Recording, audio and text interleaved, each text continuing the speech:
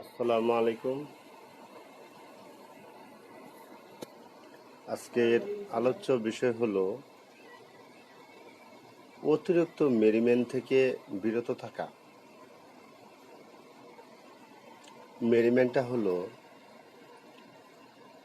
আমরা যারা ছোট থেকে আউশে সদিচ্ছায় নীলা খেলায় বিড়ি সিগারেট গ্রহণ করি, এটার দৌড় কিন্তু অনেক উপরে, মানুষের জীবন পর্যন্ত কেড়ে নিতে পারে। কিভাবে জীবনটা কেড়ে নেয়? সংসারের ভিতরে 5 জন সদস্য যদি থাকে, 10 জন ভোগান্তির শিকার হয়। যেমন বিড়ি সিগারেট খাইতে খাইতে খাইতে খাইতে মানুষ গাঁজাখোরদের সঙ্গ নেয়।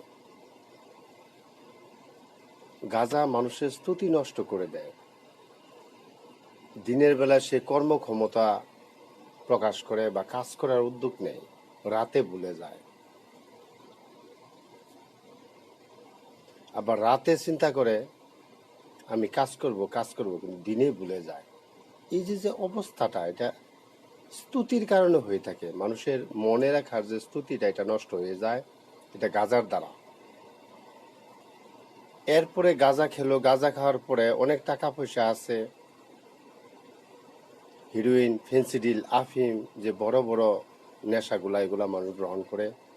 আস্তে আস্তে পরিবারের সাথে ঝগড়া হয়, টাকা পয়সা ইনকাম করতে না পারায় চুরির আশ্রয় নেয়, মানুষের কাছে বেইজ্জতি হয়।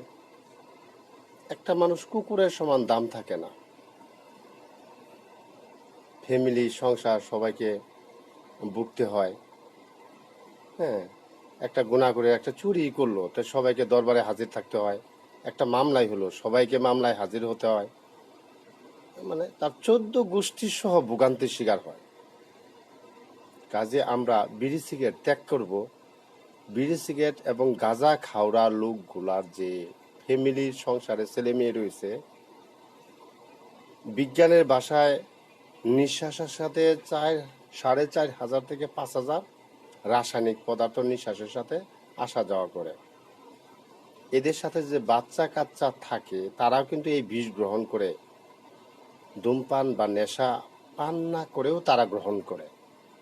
গ্রহণ করার ফলে তারাও কিন্তু অসুখ বিসুখ রোগাক্রান্তের শিকার হয় এবং এরা এটা থেকে নিষ্কৃতি পায় না। একের পর এক অসুখ লেগেই থাকে। খুব একটা খেলের বিষয়। আমরা অবশ্যই ধূমপান ত্যাগ করব, অতিরিক্ত হাইয়েস্ট মেরিমেন্ট থেকে বিরত থাকব। আমরা মা বাবা, আত্মীয় স্বজন, স্ত্রী সন্তান সবার কথা ভেবে সবাই লালন পালন করেছে, সবার বড় মুখ করে আশা আমার ছেলে বা আমার মেয়ে ভালো কিছু করবে, সমাজে প্রতিষ্ঠিত হবে, কল্যাণকর কাজ করবে, নামাজ রোজা পড়বে, আল্লাহর কাছে দোয়া করবে। এই সমস্ত কিন্তু কামনা। এই কামনা এটা সাধারণত ছেলে মেয়েকে পাশে না রাখলে, দূরে রাখলে, চাকরিরত অবস্থায় যারা থাকি আমরা, স্ত্রী সন্তান এবং ছেলে মেয়েদের সাথে কমিউনিকেশন যদি যত দূরে আছে, ততটা এটা প্রবলেমের শিকার হয়। কারণ এক্ষেত্রে মা বাবাই হলো উস্তাদ। মা বাবা যদি পাশে না থাকে, একটা অসৎ সঙ্গের আশ্রয় নেয় ফ্যামিলি প্লাস বাচ্চা কাচ্চা। আমাদের কাজ হলো শুরু থেকেই ছেলে মেয়েদের কন্ট্রোল করা, নিজের মেধা থেকে উত্তম চরিত্রে তাদেরকে মানুষ করা, ভুল ভ্রান্তি করলে সাথে সাথে তাদের শাসন করা। এ সমস্ত কাজ করতে হবে।